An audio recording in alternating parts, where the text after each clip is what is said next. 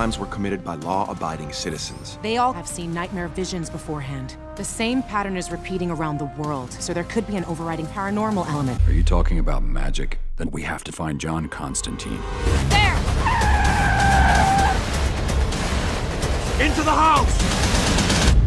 Come on, it's a dream team. You, me, Zatanna, Batman, maybe even a Justice League. Let's take a walk on the dark side then.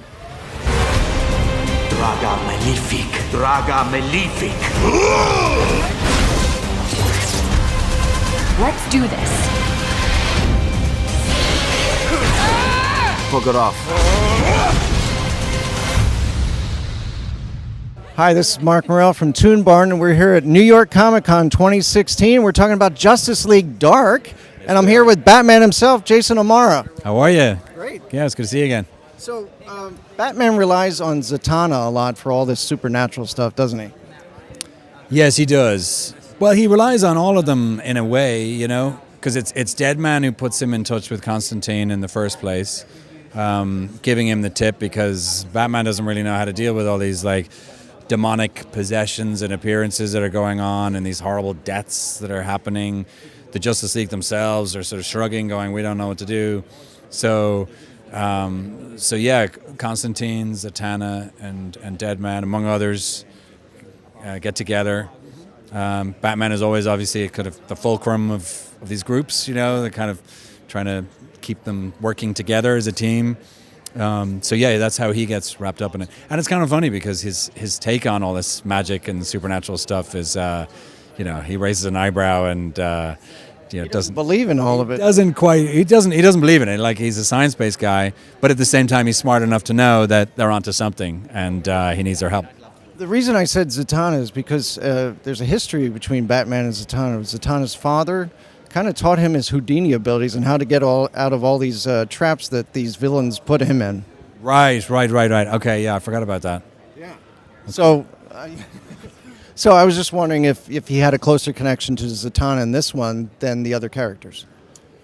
I'd say yes. I mean, he definitely has a closer connection. And, you know, Batman and Constantine aren't really, they're never going to be eye to eye on anything, really, you know. As we heard from Matt, Constantine calls him Batsy or something like that a few times, and it kind of gets under Batman's skin, doesn't he? Yeah, it does. I mean, the whole thing is getting under his skin, and what's great about it, though, is it allows, Constantine likes to talk, Batman does not, and it allows Batman to just kind of sit there, you know, absorb everything that's going on and make these little quips, very deadpan quips, which are really funny. And that's been a really great thing to explore as well, because, you know, Batman's usually the dark straight man, but in this world everything's dark, so he kind of becomes the funny guy. And he has to be a little bit humble in asking for help with the supernatural stuff, doesn't he? He does, yeah, but at the same time he's like, you know, not everything requires magic, you know, and he's definitely skeptical. He's basically the audience's eyes and ears throughout this, you know. And I think it's Batman's character that actually keeps the whole thing grounded.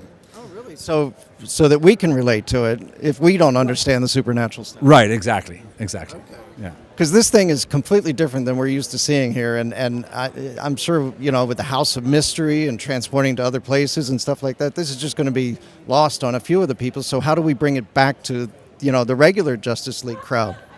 Well, exactly, yeah, and it certainly starts out that way, and I think also having Batman in it throughout kind of keeps it in that world, you know.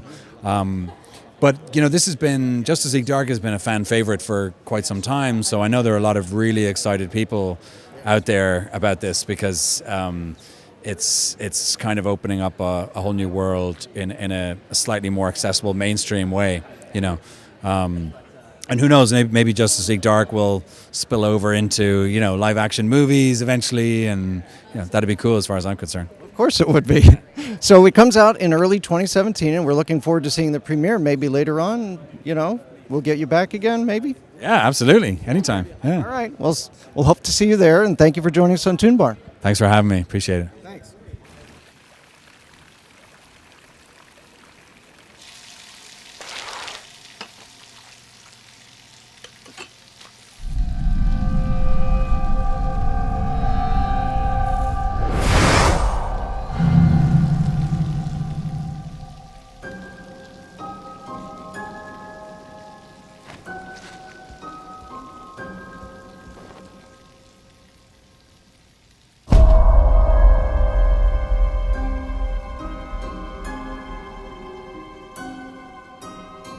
Your life is a patchwork of blackness with no time for joy. How do you cope with it?